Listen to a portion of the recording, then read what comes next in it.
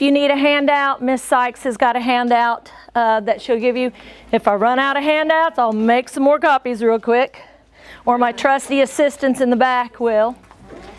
I'm Mrs. Brese, and I asked you all here tonight just from experience from last year. So last year my class went almost 100% digital. And as the year went on, I received emails from parents saying, my child is struggling doing homework online, they don't know what to do. Or at parent-teacher conferences, I would say, you know you have access to this. And go, no, we didn't know we had access to this. We didn't. So I thought this year we'd start out on the right foot. Number one, I am spending the first week of school teaching my students all of the different technology, the different websites, the different ways we're going to be using things in the classroom. Starting from logging into Google Chrome to finding their emails and several other things. And I'm going to show you what I've been showing them. That's going to help them in the long run. It's helping them at home. They actually have a checklist of things that they're responsible for doing at home after we doing it in the classroom. Again, these are some of the things I'm going to show you. But I really felt that it was important that I spend the first week of school doing that before we actually get into doing any math. Also, communicating with the parents. You can't always trust a child to go home and say, yeah, Miss Brese said all that. So I decided to invite you all and show you, hopefully I can show you enough in the hour's time. I do have somebody from our technology department that is videoing this, and once it is set up on a video, they're going to give me a link that I can link to my website. And if you need a refresher, you can watch the video. Of course, you can always contact me at any time. Unfortunately, this is the big screen. I cannot reach all the way to the top, and it's not a smart board. I can't interact with it. So I'm actually going to stand at the back of the room and use the computer in the back of the room as I describe things. But if you'll watch the presentation up here and watch the mouse move around the screen, I will point different things out to you. Let me get back here to the back. So, are we doing okay with volume and everything? If you just came in, we will need you before you leave tonight to register on the computers by putting your email address by your student's name, and we have handouts. Do we have handout? Where's? You just ran out. Okay. Can you come make copies for me? Yes. Thank you. I'm very fortunate that one of our teachers at school here, I have their child, so we've got a impromptu assistant here.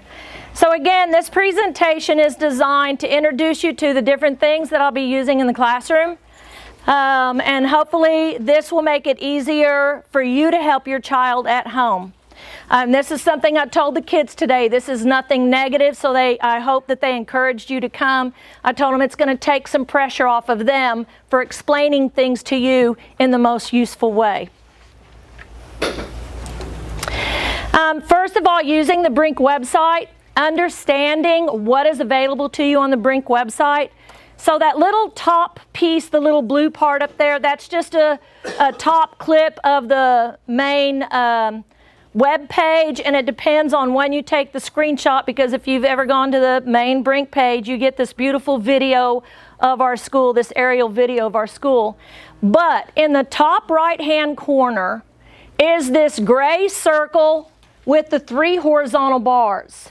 And when you click that gray circle with the 3 horizontal bars, this big gray window pops up. And this is really where you want to interact with school, not just my class. First of all, if you want to look up a teacher, there's the Our Staff button. Down here on the left is co-curricular, which is all of our clubs and organizations. I am the coach of the academic team, so there's a link to the academic team. Quick links is also like the fastest way to get to Parent Portal, those type of things through quick links. But what I'm teaching my students to use right here, these black circles, most importantly is Office 365. There's this button called Clever. Now, Clever is basically a filing cabinet for all of the apps that the students can, and websites that the students can sign in using their school email. The goal of Clever is if you are multitasking and using several of the websites at one time, you log into Clever once, the student logs into Clever once using their school email, and their ID number is their password. And when they use the different apps, they shouldn't have to type their email over and over and over again. It should allow them to go directly into the different apps. However, if they're only using one particular app like Office 365 or our textbook online, to me it's just as easy to go directly into the app. So the Office 365 is what we focused on mostly today in our classroom. Office 365, as I told my students, to the general public, Office 365 is a software that's going to cost you about $365. But if anyone is a member of Moore Public Schools, each person has 5 devices they can download Office 365 on. And Office 365 is a complete suite of your Microsoft products. It is their OneDrive, it's their email, it is Word, it's PowerPoint, and as you're going to see in a few minutes, it's our classroom notebook. When I say you can download it on 5 different devices, if you have 2 or 3 students, all students, 2 or 3 kids that are all students in Moore Public Schools, each one of them has 5 downloads available. We have got parents in here right now that are either teachers or employees of Moore Public Schools. You have 5 downloads. I might have kids in my class that there's 5 people in their house that all have 5 downloads. So that's 25 different devices Office 365 can be loaded onto. I'll show you in a minute where the download is, but I also have a video link that was provided to me by our technology department. I have a video link on my webpage, and I'll show that to you, where you can watch a video on how to download the Office 365. Using Office 365 online is fine, but I find it to be limiting. The things that we do in the classroom, when we use the app, that's why you want to download it, because you're officially downloading what they call the computer apps. When you're using it through the apps, you have a much larger menu available, and it's much easier to function, but it syncs to the online version. So that was something. When students sign in, all students have an email. Most of them, it is first name, last name at morestudents.com. Every once in a while, we have a student that is a duplicate name, and in that case, they have been assigned a 1 or a 2 at the end of our name. I always tell my students, even our principal, Joseph Ross, has got a 1 at the end of his name in his email address. He's not the only Joseph Ross out there. So, students access their accounts through Office 365 through Outlook. Anything that requires them to sign in, they sign in using their email address, and their password is their ID number. Again, this is used to access everything school related, and this is how I communicate with my students. Every student, I already talked about the 5 devices, and the video link is on my home page. I will show you where that link is here in just a minute. Once the students open Office 365, before I go any further, do you guys have any questions over what I've said so far? I'm so used to teaching class and go, I gotta stop. Anybody have questions real quick? Okay. When this presentation is over, I'll stay as long as necessary for anybody who needs help, and I can pull things up on my computer and kind of show you things on my computer if you need to. So the 2 main things in Office 365, so when you open it online, this is what it looks like. And like I said, this is kind of where we spent the bulk of our class time today in Office 365. Outlook is where they use their email, and they do need to be using their school email when they're communicating with me. I told them I don't want to see baba5679@yahoo.com. I don't know who that is when they email me. They need to be using their school email. OneNote is really one of the biggest things I want to talk about with you today, because this is our class notebook. Once they open OneNote online, I showed them today how once they've opened it online, there is a link for them to open it through the app, and it immediately syncs the two together. Once they've done that, they can access their notebook on their computer without having to go online. They can access it just straight through the app. You can see that they also have access to their OneDrive here. This is where we are encouraging all of our students to save all of their work, anything school related, that they start using their OneDrive for that. They also have Word, Excel, and PowerPoint, and there are a lot of teachers that are starting to have the students submit their work through these different types of formats. So talking about our OneNote, this is actually a picture from 2 years ago I started using it, and this is what it looks like online. So when I say this is our class notebook, if you look over here on the left, these look just like the divider tabs that your student would have in a 3-ring binder. So each one of these tabs is a chapter, and once you click in the chapter, the next column is all of the pages in that. So it's just like having a 3-ring binder and them having each tab for each unit, and behind each tab they have several pieces of paper. What I'm showing you here is called the content library. The content library is the part of the notebook that I do all of my work in. This is my handwriting, or if I call the student up to the board and they do some of the work for me. But these are like the notes in class. I'm going to show you where you have a link to our class notebook. You have a link to the content library. The content library is where I do all of the notes. So when your students come home and they say, or my students come home and they say to you, I don't remember what Miss Brese did in class, you can open up the content library and you can see exactly what we did in class. Exactly. Nobody can edit this page but me. The students cannot edit this page. Parents cannot edit this page. You can only view it. Along with the content library, right below the tabs for the units, there will be a tab with the student's name on it that they can see. The reason I collected your emails is because I will send you a personal link to your child's personal notebook. So you will be able to go into their notebook and see everything in their notebook. Okay? So you will have access to everything we're doing in the classroom, whether it's to help them or to check up on them or however you choose to use it.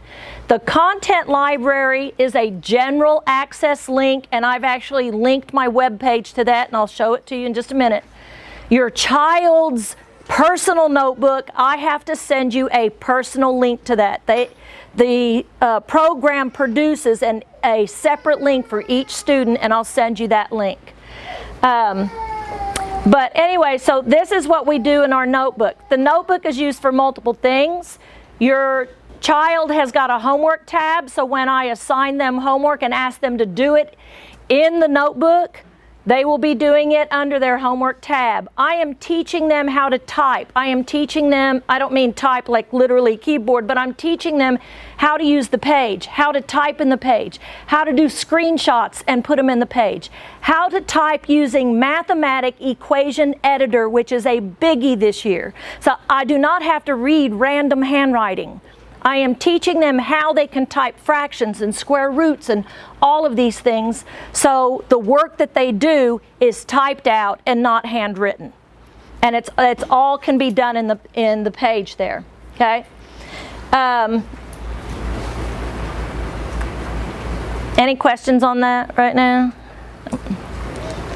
Okay, so on my web page, there's 3 main things I want to point out. Up here it says, hold on and I'll click on something here in just a minute. But at the top it says parents, if you want to contact me, there is my email address. It also says students, if you need help, click here to ask Miss Brese for help. Well, that's also my school email. But at least they know that they can click there and ask for it. The second thing, if you notice right above the red bar, it says how to load Office 365 onto your personal device. That little video link. If you click that link on my website, when you go to my webpage, you click that link and you'll be able to see a video that explains all about loading 365 onto your computer on 5 different devices. The bottom part is my schedule, and this year, I used to have 4th hour plan, but this year I have lunch before 4th hour, and my plan is 6th hour. So if you'd like to set up a personal one-on-one meeting, we can meet during 6th hour. I'm also here very early in the morning and stay late in the afternoon. I'm one of those crazy teachers. But over here on the right, so you need to know what hour your child is in, because each one of these, so this says first hour, the 5 labels on the right, the pre-AP geometry, and then it says pre-AP algebra 1, each hour has a different notebook. So you need to be clicking on the name of the class for the hour that your child is in. Since the arrow is pointing to 3rd hour, I want to show you real quick what you will see as a parent. Here you go. This is so far what we've done in class. Okay? We have been working on this technology checklist. See if I can move it over here. Oh, give me 1 second. Let me close this and you can see it better.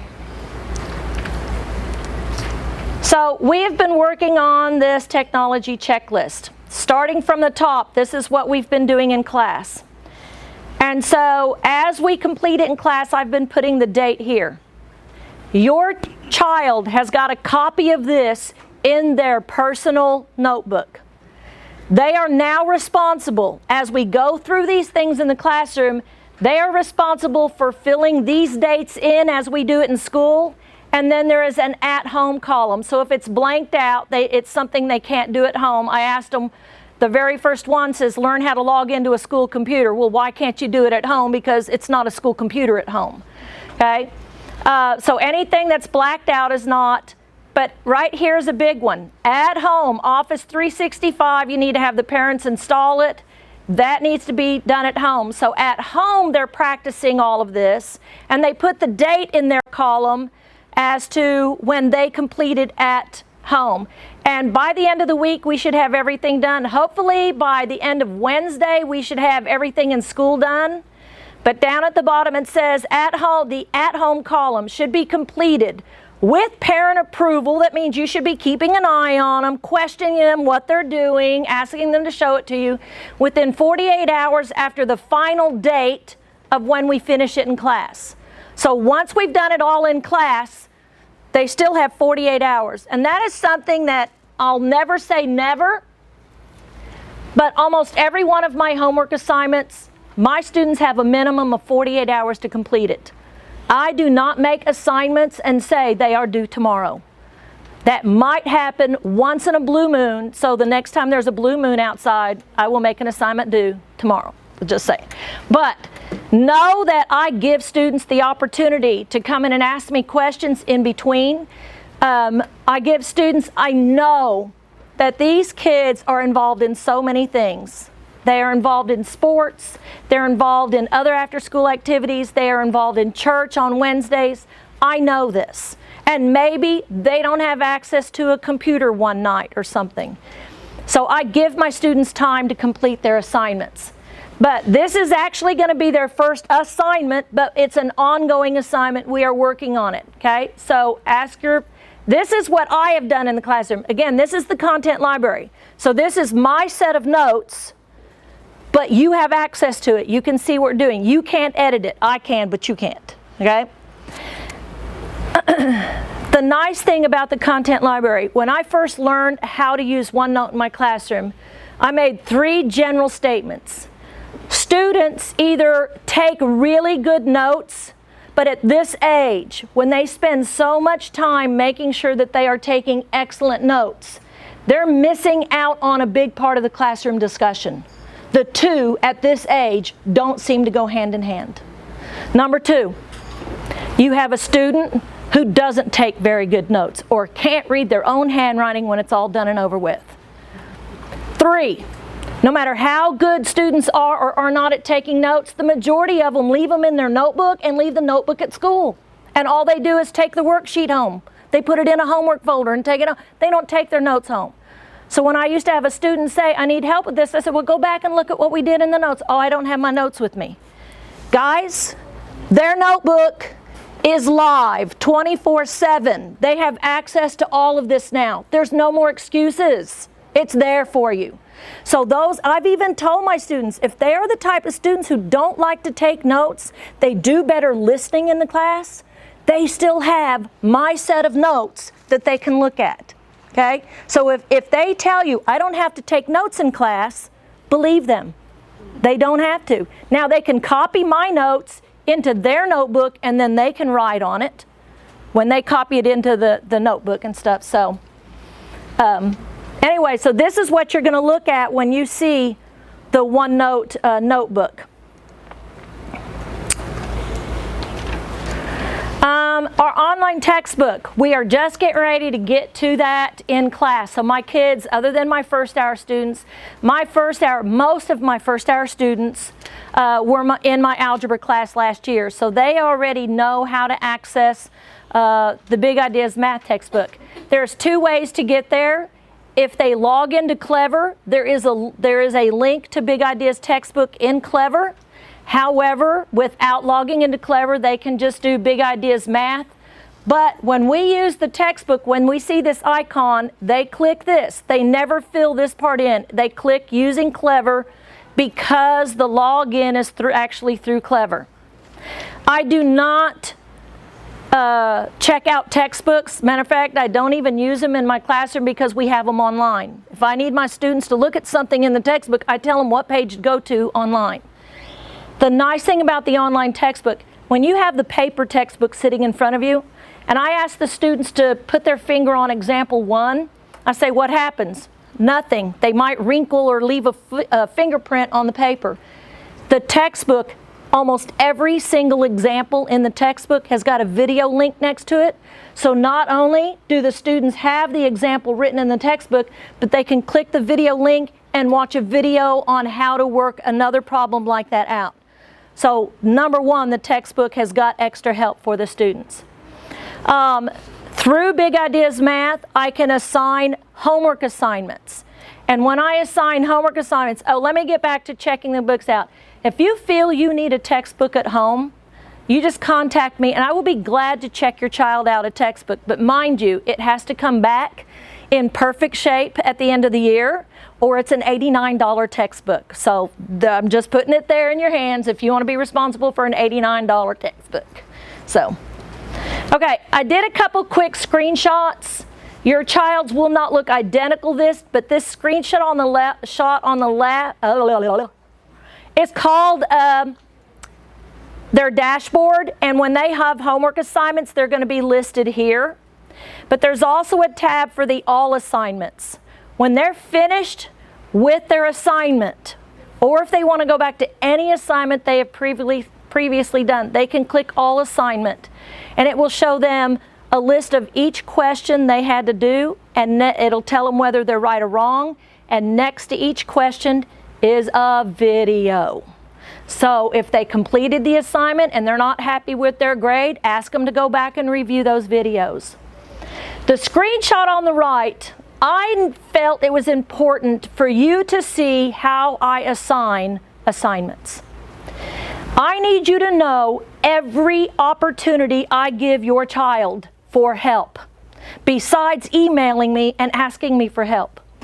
When I make an assignment, I will always click Need Help, which means when they're working on a problem, there's a little help button. If they don't understand it, they can click the help button and a video will pop up to remind them how to do the work.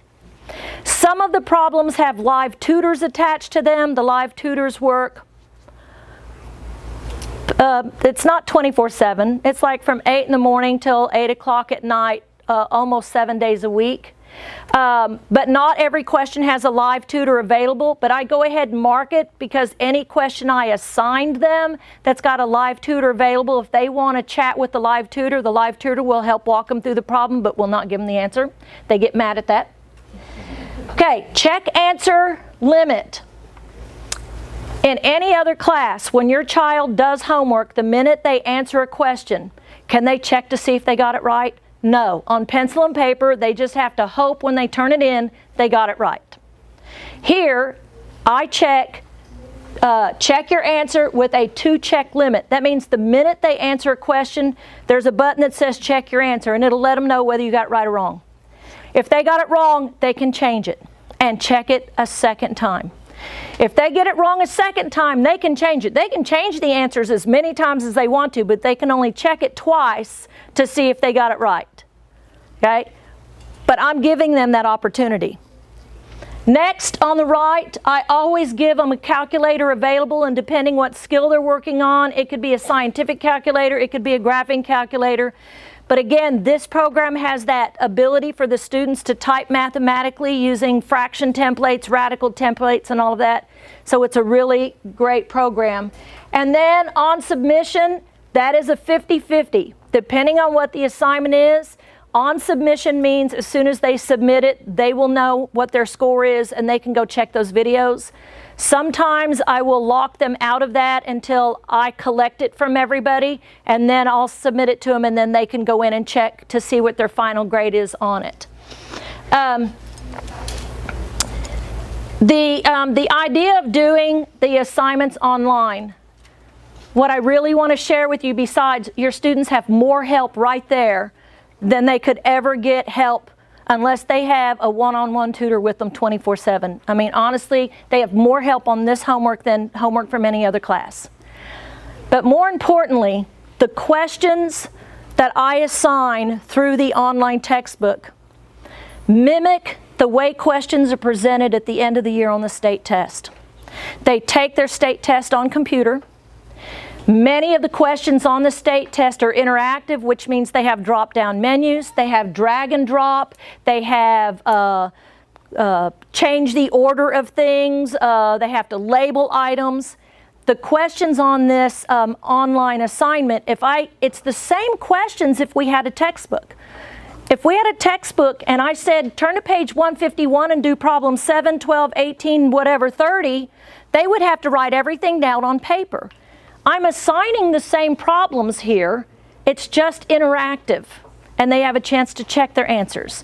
And it's not just multiple choice, and it really prepares them for the test at the end of the year better than, again, any other way I could prepare them for using a computer for an online test. One other thing available on their dashboard is called Skill Trainer, and every once in a while I will assign them specifically to do a Skill Trainer, but these are things that they can do on their own.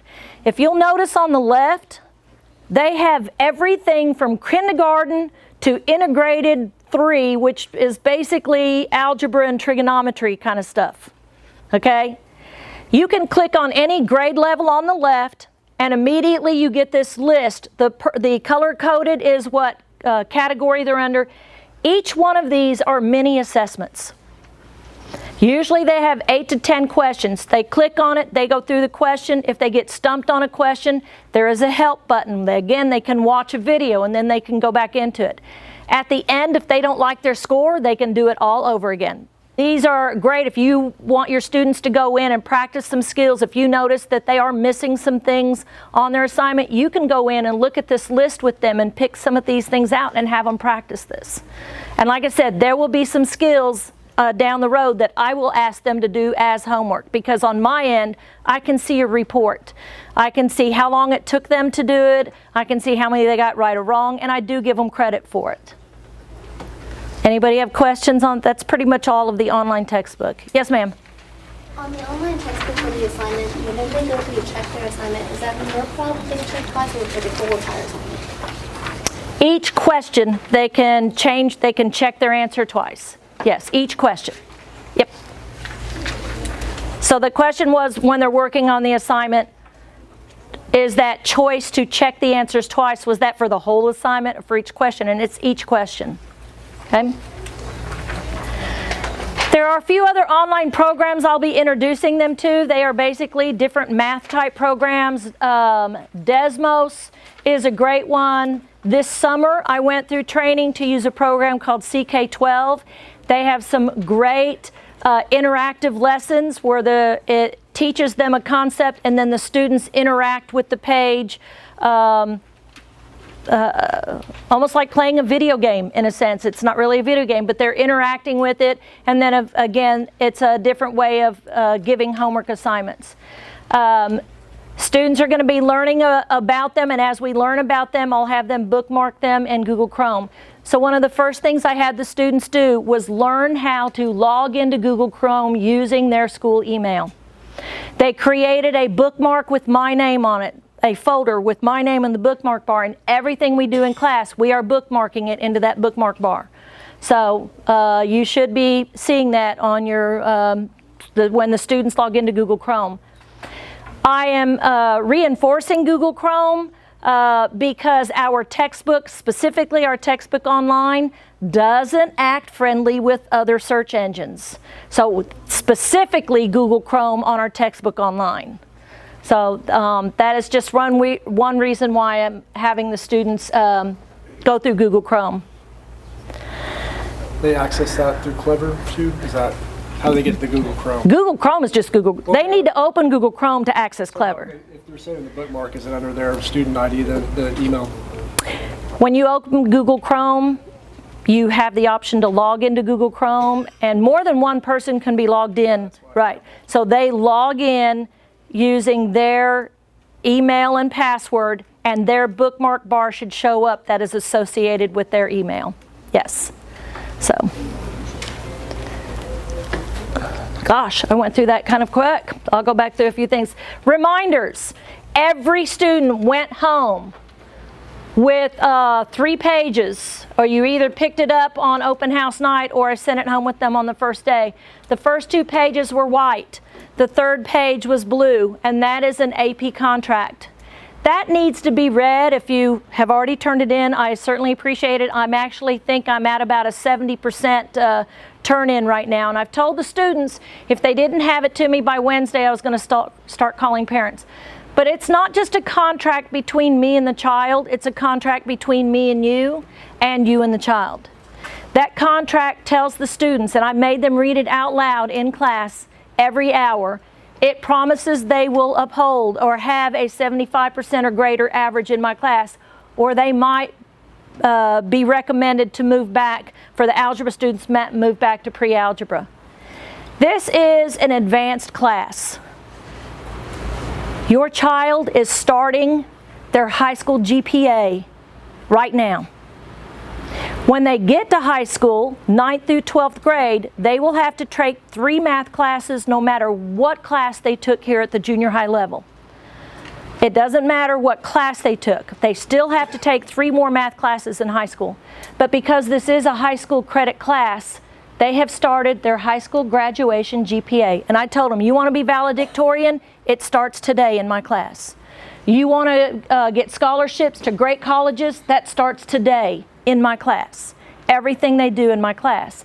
Because it is such an advanced class, I kind of look at it like colleges do, and if you all have been to college, you know you cannot make a D in a college class. It doesn't count.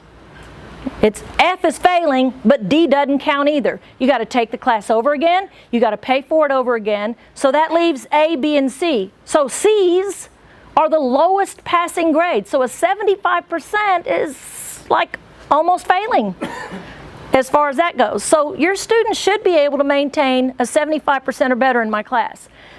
I say if they maintain an 80% or better, they're doing fantastic. That means they are doing advanced work at an advanced level.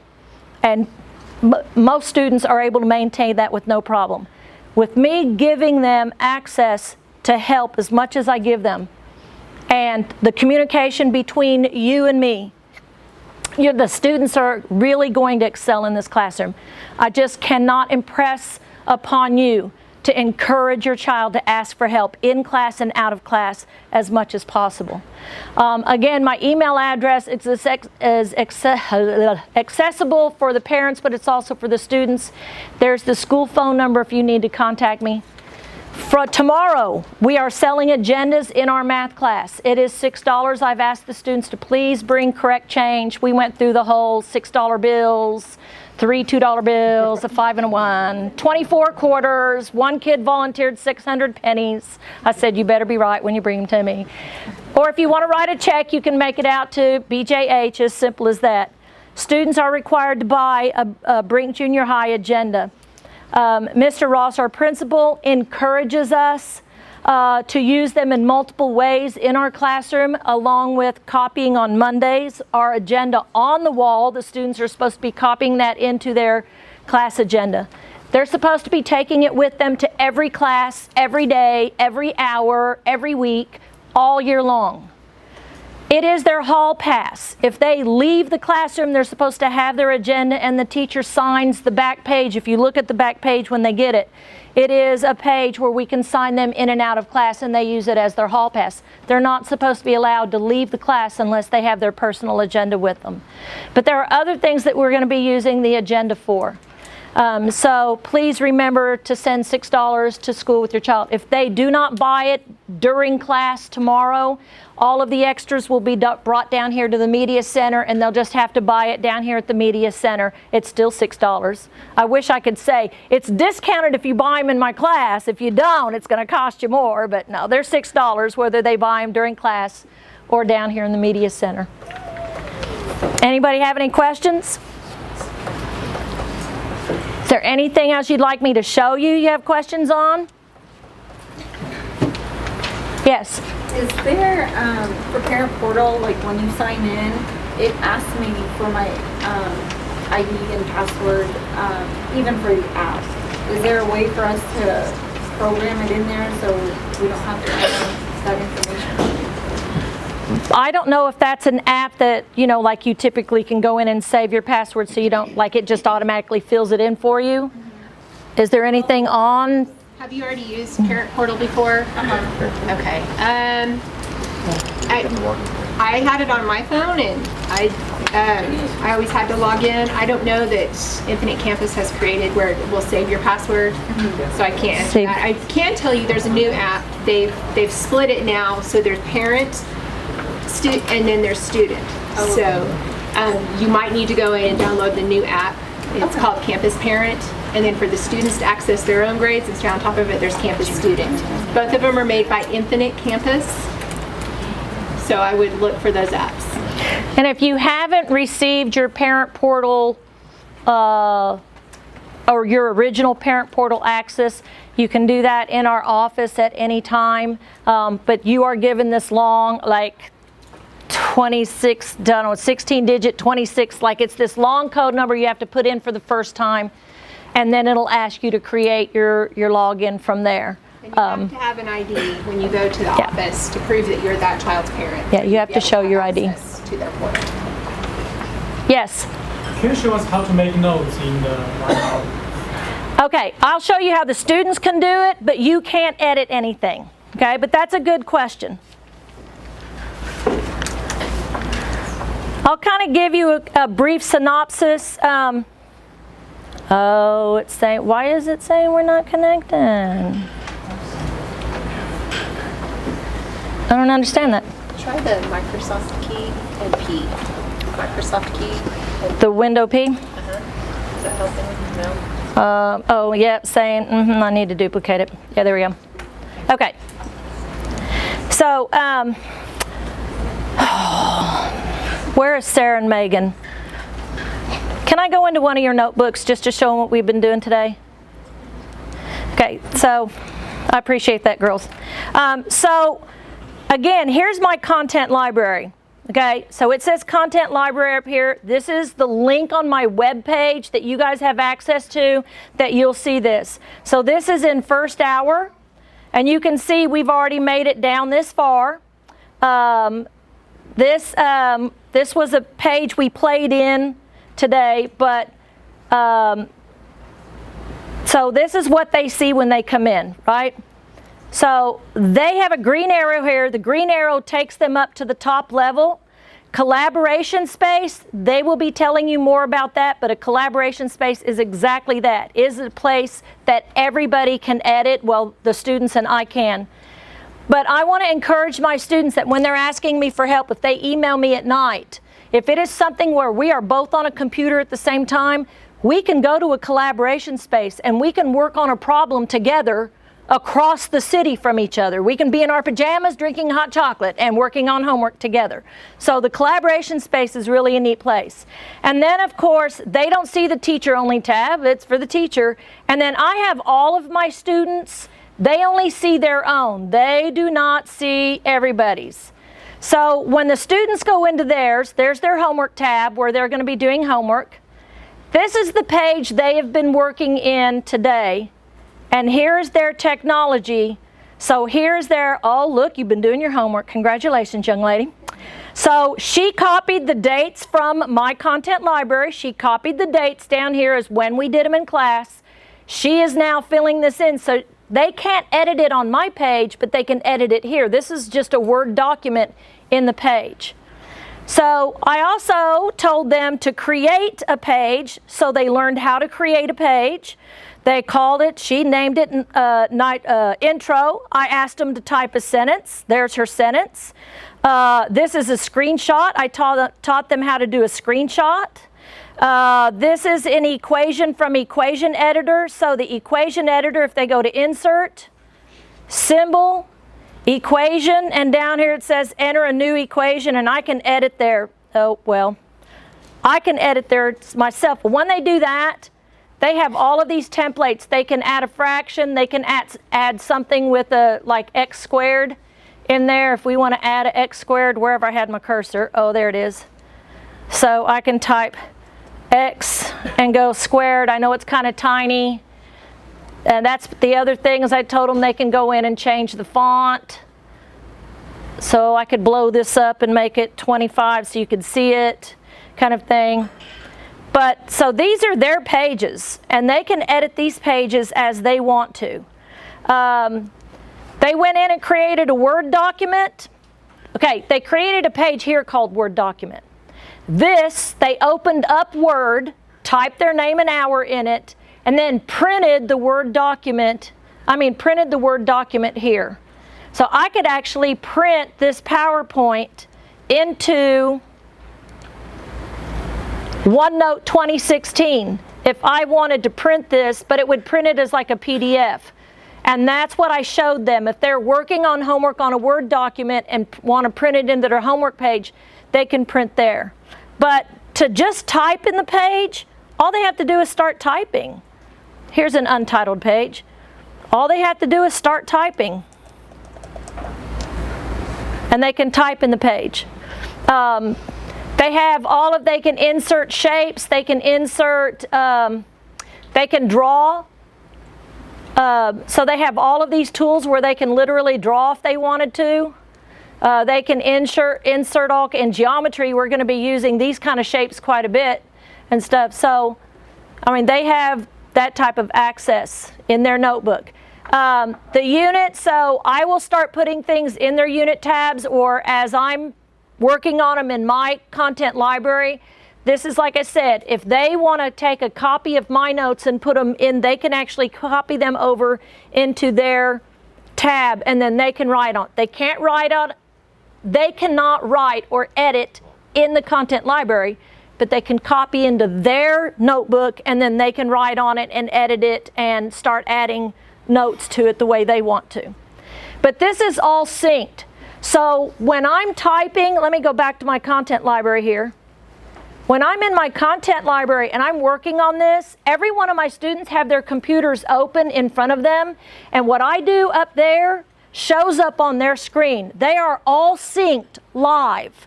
It might take 2 or 3 seconds for it to sync, but it's all synced. When they were working in their pages, I could go and look in their page and what they were doing. Last year, just to kind of give you an idea of what I mean by it syncs, last year my geometry students were working on a group project, and they had to get up and do a presentation, and their presentation was produced in the collaboration space. And one particular day I had to be absent. My mother was having surgery, and I had a student teacher in the classroom. Student teacher was conducting class, but I was in my mom's hospital room sitting there with my computer, and I was watching the presentation. And when I saw them do something wrong, I typed on the page. Oop, nope, you forgot to add your units to that. You know, I typed good morning class, I'll be watching you.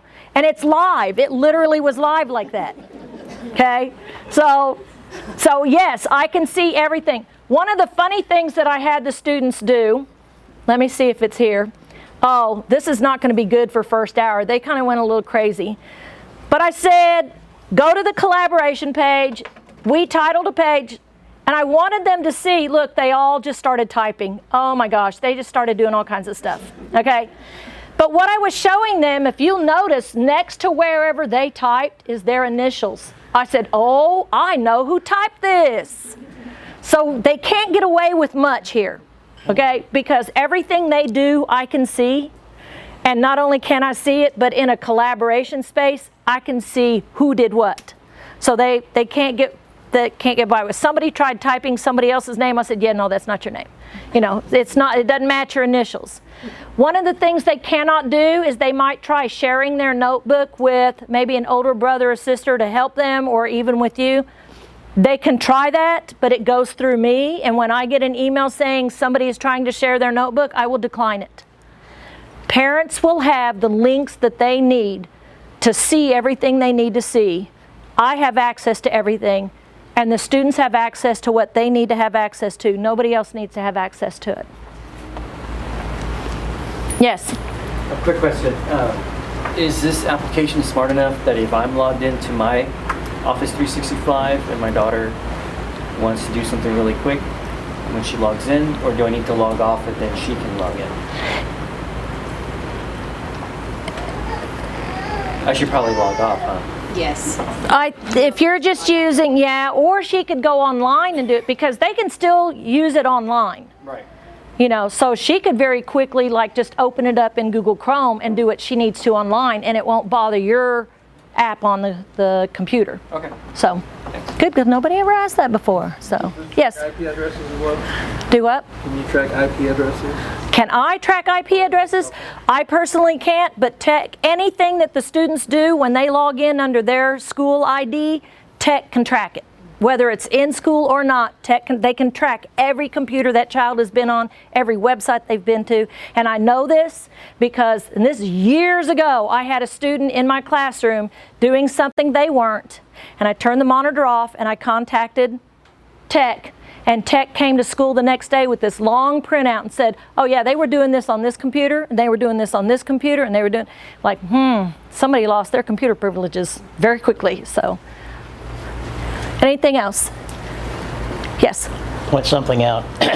This afternoon, Amberlyn came home to load Office 365 on the computer. She'd gone to your web page and pulled up the video how to do that, because it didn't have 365. Right. She went ahead and installed it, opened it up, and the version of OneNote that is on that you can currently download right now with 365 is OneNote for Windows, which is not the same as OneNote 2016, which is what you all are using in class. I thought... She said that there are a bunch of things that are not available with the current version of OneNote. So we had to go track down, it's on the Microsoft page, we had to look up how do I install OneNote 2016 alongside, and there's a page on Microsoft, I didn't write down the address or anything, that allows you to download. Okay.